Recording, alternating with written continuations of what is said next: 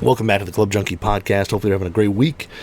I'm back. If you're watching this on YouTube, which you can, just search Club Junkie or Golf the Bricks Radio, whatever. I'm back in the basement, back in the studio, and it feels good to be back. I had a great week of vacation last week, being off, but you know what? It's kind of nice being back and doing my thing here.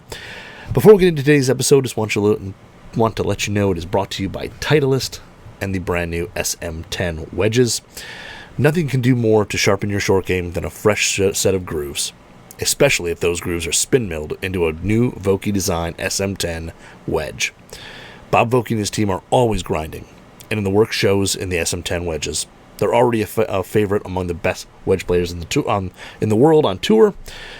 The SM10 was designed around the three keys to great wedge play: shot versatility, distance and trajectory control, and maximum spin. Those were there when I went and got fit. It was all about those three things. It was kind of a big deal, and it was amazing that I was looking at a different trajectory than I really needed to generate a ton of great spin. But the top players around the world love the look and feel of voki wedges. I'm a big fan. I think the SM10s are awesome. I love the fact that they don't have any offset on them anymore. They look really, really good. I'm just a big fan of that. And then the SM10 lineup includes a new T-grind, a low bounce option that encourages real artistry around the greens. Big fan of the T-grind. Almost made it. It was the number 2 in my 60 degree when I went and got fit. Way more versatile than you'd think. So score some fresh grooves with Voki SM10 and see how sharp your short game can be. Find the nearest Voki fitter or use the online wedge selector tool to unlock the right SM10s for you at voki.com. So, yeah, it's a good week. I'm back. It's been 3 weeks since I feel like I've been home. So I've done a show at home. I went out to Titleist a few weeks ago and did my GT fitting for GT Woods, which was really fun. It was awesome. And then I did the next week right after that, I went to Scottsdale, Arizona for some new PXG stuff that we can't talk about yet. So GT Woods, you can say, I can't tell you what's in them or the secret sauce or anything like that. But I can, that they're around, I got fit. And then PXG I can't talk about yet. They've got some new stuff coming, which was pretty cool to see. And then, it was back. Then I was back home. I usually always take the week of 4th of July off, go on vacation with my family. So that was done there. And now we're back at it, back to it. And you know how it is, always coming back this week is always insane. When you're gone for that many, you're just basically trying to play catch up. So that's what I've been trying to do. Been also trying to work on my game a little bit. So last week I was on vacation, played 4 rounds of golf. I was off all week. We played, my brothers, my dad and I, we played basically, we played the Saturday or the Saturday or the Sunday before the 4th, and we played Tuesday, Thursday, Saturday, and then I came home on Sunday. So played 4 rounds, and I tell you what, it was the first 2 rounds were pretty, or actually the first round wasn't bad. The middle 2 were just brutal. The one on Thursday on the 4th of July, I played terrible. I couldn't. It was one of those things where we were at like the 16th hole, and I was riding my brother in the cart, and I just said, I don't have a swing here that feels anywhere remotely comfortable. I mean, whether it's a wedge swing, a driver swing, whatever. I was just off, and it was pretty rough. I think I shot in the high 90s, and just was all over the place. It was really tough, and then got it back on track a little bit on Saturday before I came home. Shot an 85, and played pretty decent. Didn't go crazy. Wasn't making tons of birdies or anything like that, but just I plodded along, made some bogeys and pars. I think I had 2 doubles the whole round, like 1 on each side, but I didn't go crazy with doubles and all that. So it was good. And Bella Vista, it's one of those courses too that you can play 4 times in a week, and I don't feel bored. I don't feel like, oh man, I need to go play somewhere else or whatever. It's still challenging because my goal is to get through basically 9, 10, and 11, and try to get through basically like 3 over. If I can get through 9, 10, 11 with a bogey on each, I feel like I really got through, and almost did that. I think I doubled 11 on that Saturday round. I think I hit a good drive, and then just flat out, I want to say I hit a really good drive. I was down there. I had like 150 something or whatever. I think I either had 160. I had 7 or 8 iron in my hand, and just flat out chunked it. I mean, just got steep and just dug a ditch. The beaver pelt that flew down the fairway probably flew half as far as the ball did.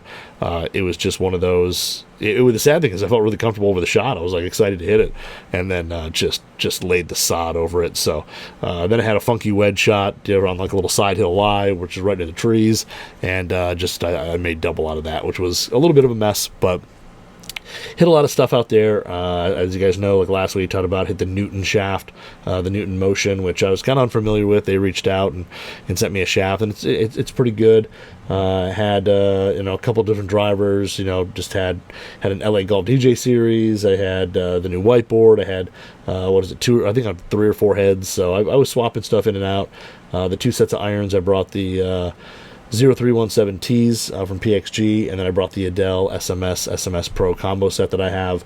And I'll tell you what, that SMS Pro combo set from Adele, super underrated. It was funny that when they first came out with the SMS, I think they sent like a 7-iron or something like that, and I hit it, and I was like, it's okay. And then when I got the pros, I was like, man, these things are really good. But I was like, man, I'm not quite good enough to play the pro, the long iron. And I kind of thought about combo and set, but I didn't. And then finally reached out to one of my guys over there and was like, hey, I want to do the combo set. And they sent me some heads, and I put some shafts in them. And I'll tell you what, that is a really underrated set. I've got 4, 5, and 6 in the SMS, and then 7 through pitching wedge in the pro. And I'll tell you what, the long irons are easy to hit. They go like crazy, and they actually feel really good. They're foam filled, and they feel really solid. I've hit some really good shots in league and out playing at Bella Vista. Hit some really good shots at those things. And then the SMS Pro is just, same thing. It's just super soft, super solid. That cool sole milling gets through the turf really, really quickly. They don't quite get through like a Strixon. They don't quite have that shallow of a divot, but they're pretty darn good, and they get through the turf quick. It's like a milled, like multi-leveled. It's got a leading edge, little bevel, and then the sole, and then a little trailing edge bevel. And I'll tell you what, those things get through the turf really, really quick, and they feel really good. And I tell you what, I'm still dialing a little bit of the pitching wedge. I put actually. The SMS weighting on that isn't for necessarily draw bias or fade bias or neutral bias when you move the heavy weight around. It's more meant for the feel of the club. And even though I hook the ball, I draw the ball, all that, like having the weight in the draw position actually feels best. It's just not in pitching wedge and forehand. Those are the two that I'm messing with. Pitching wedge, I think I have pretty close. I moved that to the center, and then that's pretty good. The 4-iron, I'm still kind of working on a little bit there. But overall, just an awesome set, and got a set of prototype shafts in there that just, they're kind of mid-launch, and man, they work really, really well. It's just a really good combo set. So I've liked those a lot. Those have kind of jumped up the rankings a little bit in terms of, irons that are going to be gamers, because I need to figure that out. I've got 3 weeks until my guys' weekend, the Saragua, the 2024. I've got 3 weeks until that shows up, and I've got to, 1, find a little bit of the game to come back, and then 2, I got to put 14 clubs together that I'm going to play, because I can't be bringing multiple drivers, all that. That's not allowed, and I've got to put 14, at least for each round. I've got to have 14. I can switch them in between rounds, but those days, we play 18, 36, 36, 18, and go home. So for each one of those 18s, I got to have 14 clubs in the bag. So last year I rolled in, and I didn't change anything. Actually, that's a lie. I changed 3 wood on the afternoon, I think the Saturday afternoon round, and then I played on Sunday. I changed 3 because it became a little piece of epoxy broke loose in the shaft, and it was rattling. So that was the Paradigm. I think it was the Paradigm Triple Diamond 3 wood, and then it was that Speeder NX70. The Speeder NX Blue 70 gram that I had in there, and it just had a little piece of epoxy broke loose, so I swapped that out, put my TSR2 with the Ventus TR Red in it, and it was really good. So I played that for the last 2 rounds, and thankfully didn't hit a lot of 3 woods out there. I hit the TSR2 pretty well, but that one there I pretty much rolled with the same 14 up until that. And that was the only reason I changed. I really wasn't going to change it until that thing started rattling, so that was good. But yeah, we're heading up 3 weeks from now, and it's gonna be fun. I'm excited. We've got the teams, everything all picked out. I think going into it, our team's a little bit of an underdog, which is okay. I totally get that. I look at the setup, and we probably are a little bit of an underdog there, but I think as with any kind of amateur game, you're going to have guys who play well and guys who don't, and it all comes down to that weekend: who plays well, who doesn't. Last year I played exceptionally well. I went 5-0-0, didn't lose a match. The year before that, I think I went 4-1-0. So I think I lost one match, and so I think in 2 years I've lost one match, which is pretty good. So I'm kind of set up for a little bit of a downfall, but we'll see how it goes. So. Anyway, got those things going. I think I talked about it on my show last week. I know I was kind of rambled, but a little bit of what's in the bag. And I'm going to do a what's in the bag final show before we go up there. I'm going to do a what I'm bringing, both bag setups, because I'm still bringing 2 bags, but I'll bring both bags set up and see what we're doing. And then we're doing my Q&A today on Instagram, at Club Junkie Pod. If you want to follow me on Instagram, ask some questions. We do some questions in the stories. Love it. Everybody comes up with some really good stuff. We talk a lot of shafts, clubs, all that stuff. But somebody was saying there was a guy out there that has asked about my gamer from last year, or the past 2 years, was my Bettinardi BB 8 wide. And asked, but every time I did a question thing every week, he would throw in, "Can I have your putter?" And I always said, maybe I'll give it away. And I think I'm going to give it away. I think maybe we'll fire it up next week. I'm going to give it away. It's a little, it's used, I'm going to say, but it's built, more for my spec, because it's short. It's 33 inches. It's got a kind of a slightly worn pistol 1.0 Super Stroke grip on it, but it's got the Fujikura MC 115 in it. So it's got a stiff, nice upgraded shaft, and yeah, it's. I think we'll give it away. I think we'll do a little giveaway with that bad boy and see who wants it. Like I said, it's got a little wear on it, but it's not too bad. It's pretty decent, and heck, you can even have the swag head cover that comes with it. So I think that'll be pretty sweet. I'll look to see if I can find the stock head cover as well. So follow me at Club Junkie Pod. That'll go up shortly. I don't know exactly when, but we'll get it up shortly, and we'll let you give a chance to win my old gamer. I took it out early in the year. I don't quite have the magic I thought I had with it, so I guess it can go on to a new owner who can love it as much as I did. But be on the lookout for that, and then we'll give that away. So I'm excited. I've got some new stuff to hit. There's going to be some, hopefully reviews wise, coming up. I'm really excited. I just got the Ben Hogan PTX Tours in. I got that set of irons. Looks really, really good. I didn't realize how good that set looks, but they did a really nice job. If you're not familiar with that set, it's kind of a built progressive set. So the 4 through 8 iron are all multi-piece. The 4 and 5 iron, I think, are like 4 or 5 piece designs. It's body, face. It's got some tungsten in it, and then it's filled as well with their foam. And then the 4 and 5 iron have tungsten to lower the CG and all that. And then I think the 6 through 8 iron are 3-piece designs, so hollow body, face, all that. And then the 9 and pitching wedge are actually basically blades. They're basically the Ben Hogan Icon irons. So really good looking set there. They've just got some KBS Tour V10s in there and stiff. So I'm going to take those out today and hit them. I'm pretty excited to try those out. They look really, really good. The only downside is they come with those Lamkin Z5 grips, which are kind of junk, but I mean, to redo a set of grips, that's not a big deal. But we'll take them out stock, see how they'll go, and then also I'm taking out the brand new voki SM10L A plus grind. So 60 A plus, it's that new kind of wider sole grind, inspired by Aaron Dill and I guess Jeff Ogilvy, and he kind of liked, I think it was like an L grind, but he wanted to get through the turf a little quicker. So I think they removed some of the camber out of the L grind, but it looks really good. And honestly, I've got the SM10 60.10 S grind, and it hasn't been. It and I have just not agreed. We haven't had a great relationship starting off the year, so I'm excited to try this one and see, because it's actually a little bit more similar. Because if I was to put it, a gamer wedge in, I'd probably for the 60 put in the Ping S159 60 B grind, which is an 8-degree bounce B grind, but wider sole, and this A plus grind's a little similar to that. So we'll see how it plays. I'll play it tomorrow, and then I also, my Vokies, which they're raw heads, I actually had to. They weren't rusting, like, at all. Like, I'd played in pretty wet conditions. I'd played in some rain, like, whatever, and they weren't rusting, like, at all. So I took them and actually used some, like, Dawn degreaser soap, washed them all up, and cleaned them up, made sure all the oil, everything was off them, and they're actually starting to have a little bit of patina now. So kind of nice. Excited for that, and yeah, they're starting to look a little good. But yeah, and then also I've got the brand new Ventus shafts, the VeloCore Plus red and black. They're not on the wall behind me yet. Again, if you're watching this on YouTube, they're not on the wall behind me yet because they need to be cut and gripped. And the red one definitely needs to be cut and gripped because I'm gonna play that one today.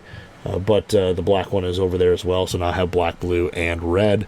And then I also have a red 70 gram to put in a 3-wood. So pretty excited about that. I don't know what that's going to go in. The cool thing about the Ventus one is that the Ventus red, I actually, when I did my GT fitting out at Titleist, for driver I got fit into Ventus red. So take the Ventus red out, put the new Ventus red VeloCore Plus in, and I think we're going to have a pretty cool setup there. So I'm going to get into GT stuff. Hopefully I'll be getting mine soon. I know some other people have gone done their fittings. They've gotten their GT woods. Mine have not showed up yet, so I will, as soon as I get them, I'll bring them on and we'll talk some GT woods, because that was a cool fitting, pretty fun. We can't get into any of the actual details yet, but when that comes, I think people will be pretty interested in the tech and all that Titleist put into it. But also my fitting experience was pretty fun. So it's always interesting when you go get fit especially when you have like I gamed pretty much TSR2 most of last year. I mean, it was with me when I went up north with the guys, and I hit a lot of fairways with TSR2 with the Ventus TR Blue. So we'll see how this GT goes, but yeah, I mean, it was there. I played a lot of it, and then to take that driver, which I hit really, really well, go hit the new one and see the difference. It was pretty cool to see. So we'll talk about that a little bit more in the next week or so. Whenever I get the woods, I can kind of show them. My setup, I think, was pretty sweet. So I'm excited to get those and try them out and see how they go on the course, because on the range I was killing them. So I'll be excited to see if that translates over to the course. So that's all I've got for my rambling on tinkering. We're going to talk a little bit about an actual club review, something I just got in that I've been messing with. That's actually been pretty fun. But before we get into that, listen, Olukai's got a brand new shoe. It's called the Makena, and it is the next generation of Olukai golf. Its outsole is plated for maximum traction, and it's got spikes on the bottom that are inspired by the waves of Hawaii. It's a fully waterproof design, so your feet stay dry no matter the condition. I mean, these were, tested on some of the best courses in Hawaii, so morning dew, rainstorms, or whatever, you're going to be in the clear with these. Good walk is emblemized on the bottom of the sole, and it's just that famous quote of a golf is a good walk spoiled. I mean, we've all been there. We all love this game, and its frustrations and its joys and ups and its downs. So listen, we believe in walking, so these are designed to keep you comfortable on your feet well beyond 18 holes. Go to Olukai.com, Olukai.com. Check out the whole line of golf shoes, but the new Makena, it's I'm probably pronouncing it wrong because I'm not from Hawaii, but a great looking shoe. It looks really, really good. I think the sole does look pretty awesome. So I definitely want to try them and wear them. I've been a huge fan of their sandals for years, so Olukai makes some nice stuff. But all right, so we're going to get into the review. I love that probably people are listening to this and like, just get to it, man. Like, what the heck? But basically, the review today, we're going to talk about, it is a product that a lot of people are kind of interested about all the time, it seems. This is going to be another putter, but this is going to be a lab putter. And I know I have a couple lab putters, but I don't have one that's this long. And if you're watching it on YouTube, yes, that's 43 and a half inches of putter coming across the screen there. So this is the Lab Golf. Whoa, I can barely get it out here. The Lab Golf DF3 Broomstick. So if you're watching this on YouTube, you can see the cool little broomstick on the bottom. I think it was like my favorite feature. There's a ton more weights on the bottom of this thing for adding some weight to the head, but the little broomstick on there is super cool. This thing, like a lot of my others, has the white Acra and Lab graphite putter shaft in here, and then the white split grip up top. And yeah, this bad boy's 43 and a half inches long. I did the cappuccino colorway again, so the kind of brownish color. It's my favorite. I got my Mez 1 Max in cappuccino, so I did the cappuccino in this one as well. I almost did green, kind of for Augusta, Michigan State, but decided not to. But it's yeah, this is the brand new Broomstick. So they just started doing the Broomstick and the And the long putters, like kind of the counterbalance or arm locks, they're starting to do a bunch of different options with the DF3 now. So this is just out now. Like you can go on and order the broomsticks now. They make a counterbalance one and an arm lock one. So pretty cool that you can get some different designs here. I love the symbols on the bottom for the arm lock and the broomstick. The broomstick, of course, has a broomstick. The arm lock one has an arm with like a chain and a lock on it, which I think is pretty cool also.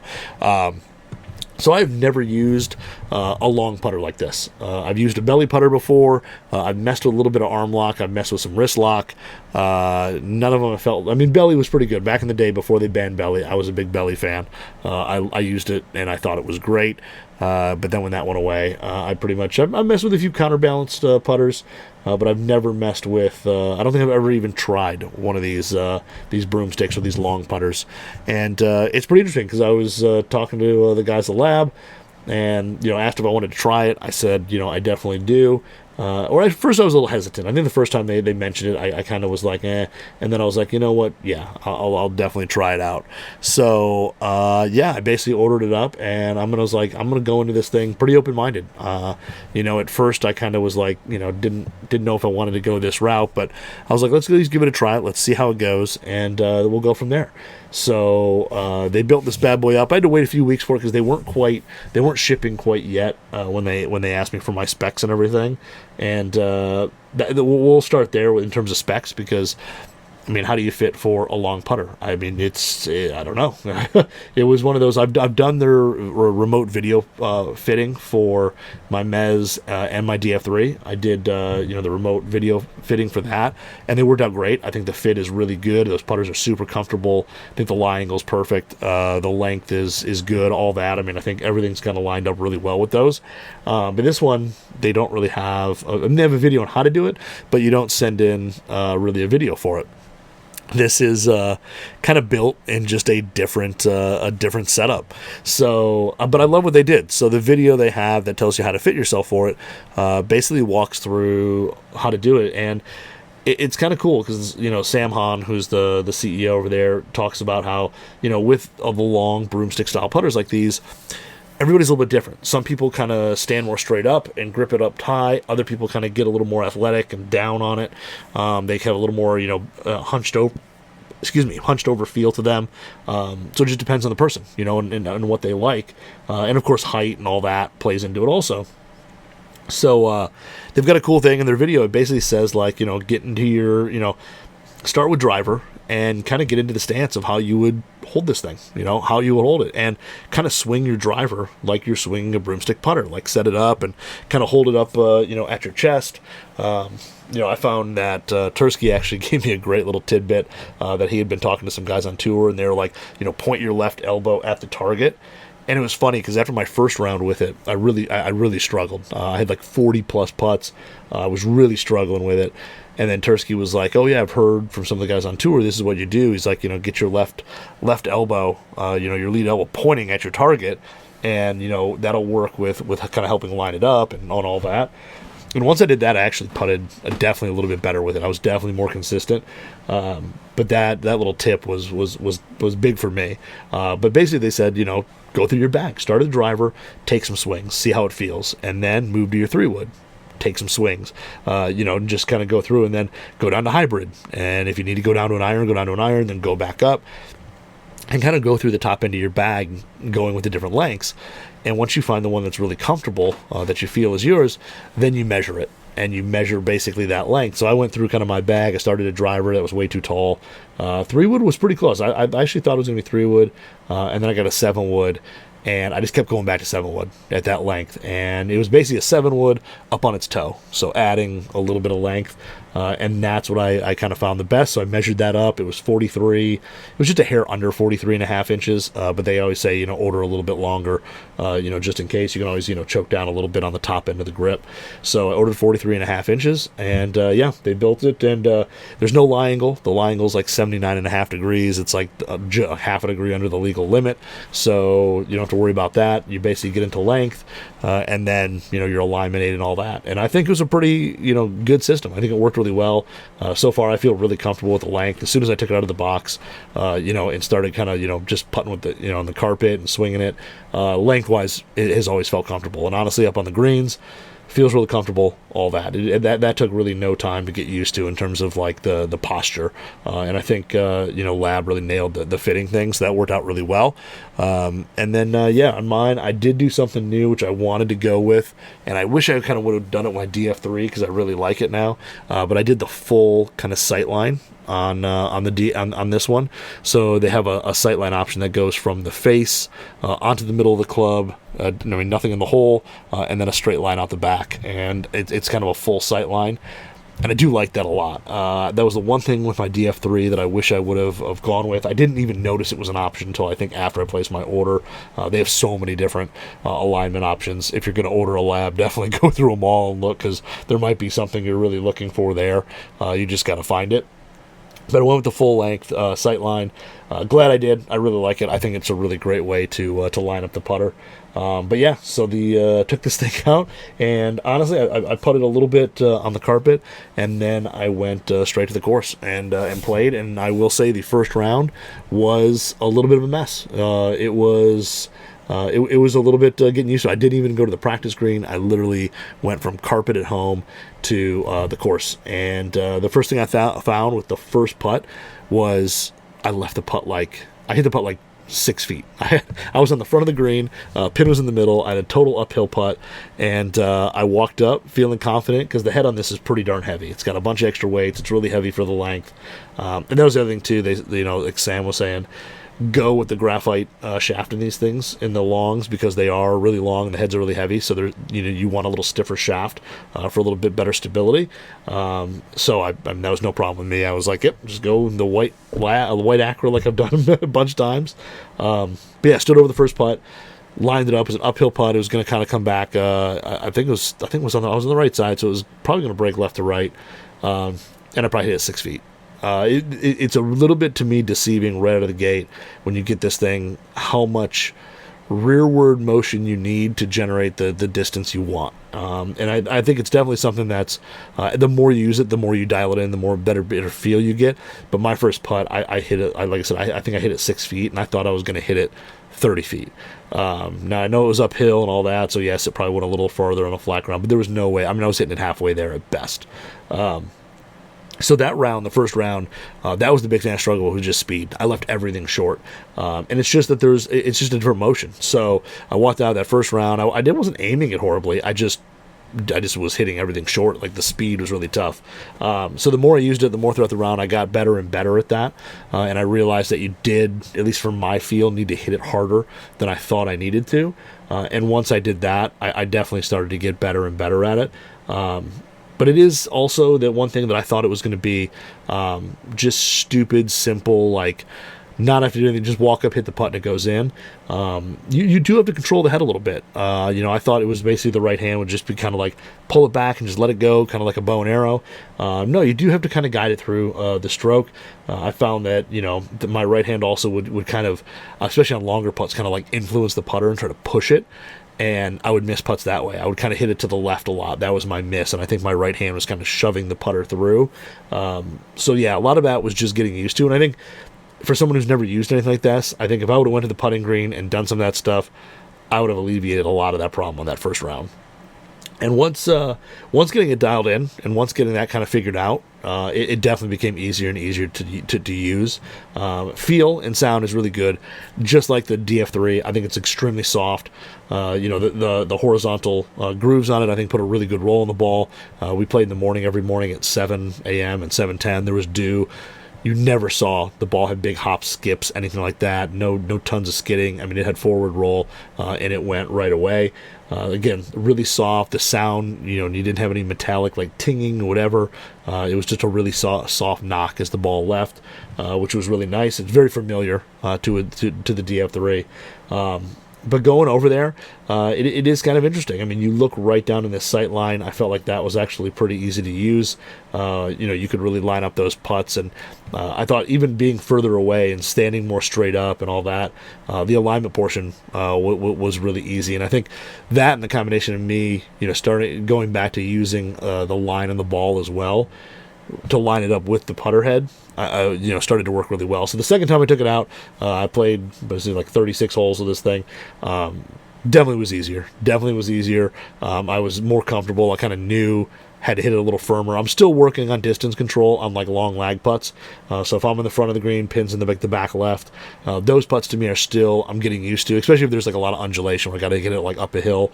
I'm still getting used to that, but the directional portion of it is still is getting better and better every time I use it. And I can see where, guys on tour go to these. I mean, once you kind of get that feel and you start doing it over and over again, it really does become really easy, and it does have that pendulum swing to it. The first time, again, like I said, I think my right hand was kind of manipulating. I hit a lot off the toe. I think I was kind of like pushing it through, trying to hit it firmer. And again, once I dialed that in, I thought short putts, like any new putting change, I feel like short putts are really easy. You're kind of hitting them, a little bit firm, taking out some of the break, just going at the hole, and I was doing a lot of that.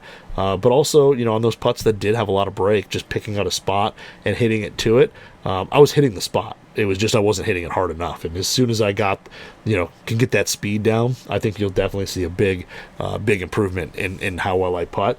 But it definitely is a change. I mean, I'm not going to lie. This is something that, for me at least, I think it's going to take, a couple more rounds. I think it's going to take a little practice session, a couple more rounds to get it out there and really get it dialed in to see if this would be, a viable thing that I would, game and play a lot.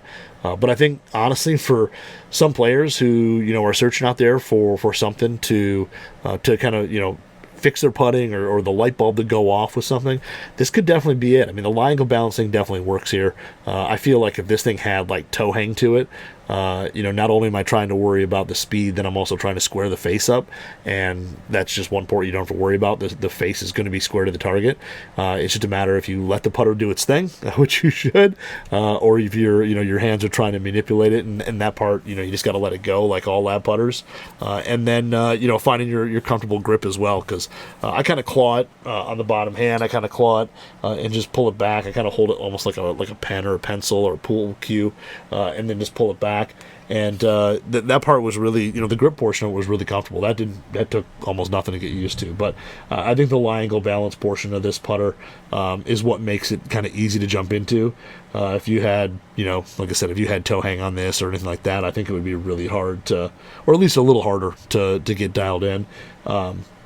Yeah, short putts, really, really easy. The short putts with a ton of break, again, once you get the speed kind of dialed in, become easier. They really do. You kind of hit a more confident shot because you have to hit it firm. And then, the mid-level stuff starts to come pretty quick. And it is. The lag putting portion is the part that's taken the longest. I think it's going to get much, much better. Again, the more I use, the more I get used to it. I love that you've got the round hole in the bottom to pick up ball, which is great. But this thing, holding the club the way it is, it's just, it's kind of more natural than I thought it was going to be. I thought it was going to be a really odd, weird thing, and I was kind of expecting to kind of do this review a few weeks from now until I could get more and more time on it, but it actually ended up being a much better putter. Again, I'm not going to call this thing a gamer yet, but I'm also not saying that I'm never going to use it, because I think it definitely has some potential there, and I think there's definitely something that can that you can see. There's some consistency in terms of especially alignment and getting the ball started on your intended line that are definitely can be improved with this style putter, especially if you struggle with that with a short putter, a standard putter. There's definitely something there that can be done. So the DF3 head looks really good. From a little longer view away, the long sight line was good, but overall I've been impressed with this thing. I've given it, I've given it more serious shot, and it's actually performed better than I thought. So I think this thing definitely will definitely get some more time. I definitely want to bring it to St. Clair Shores, where some of the greens are a little smaller. You're not going to have as long a putts as I did over at Bella Vista. So again, getting that distance stuff dialed in will be a little bit easier. But overall, it's really good. I think the only downside to it was if you carry your bag, this thing's heavy. It's definitely a heavy putter. So if you're somebody who walks and carries your own bag, this is going to add a little bit of weight to it. But I think the head weight, honestly, it feels good. I think it has to be heavy at this length, especially when you're gripping it so high. And that part of it felt very comfortable as well. So overall, just a really nice putter. I like the grip here, which is basically a it's a Caracal, which I know that brand, like Caracal. It's a wrap grip, but it's got good texture, or a good tackiness to it. It's smooth and it kind of looks like a wrap, but it definitely has some nice tackiness to it. And even when it was really hot and humid out there, no problem gripping this thing. So overall, really good putter. I really like it. I think there's definitely something to this long putter movement, and if you're looking to kind of try something like this, I think Lab's got a phenomenal option here. And again, I think when you're learning this thing, having that lie angle balance, having that face pointed towards the target no matter what, I think takes just one element out of it, of learning this, and it's been really good. So I'll keep you updated on how things go, but overall, I've been more impressed than I thought it would. Let's put it that way. I thought this was going to be like 3 rounds done, never touched again, and it's something I definitely want to try some more and try to dial in a little bit more. So it's pretty cool. But that is the Lab DF3 Broomstick. Again, I love the broomstick on the bottom. It's just kind of cool. But the broomstick, and it is a very cool putter. So I'm excited to hit some more putts with it, try to dial it a little better, and get to the point where I feel even more comfortable with it. So if you want to check out more, go to labgolf.com, click on the DF3, and if you go to DF3, I think you got to go custom, because they got to build that. I don't know if they make a broomstick in what do you call it, in a stock option. But if you go to custom, you can build a broomstick there, and they've got all the options and all that. So check it out, labgolf.com. That's all I've got today. Again, if you want to check this out on YouTube, please do. Search Club Junkie or Golf WX Radio. If you want to follow me on Instagram at Club Junkie Pod, I would appreciate it. But that's all I've got. But remember, before we go, Voki SM10 wedges, go to voki.com, do the online fitting, find a fitter somewhere local to you, check out the brand new SM10 wedges. So that's all I've got this week. Have a good one. We'll talk next week.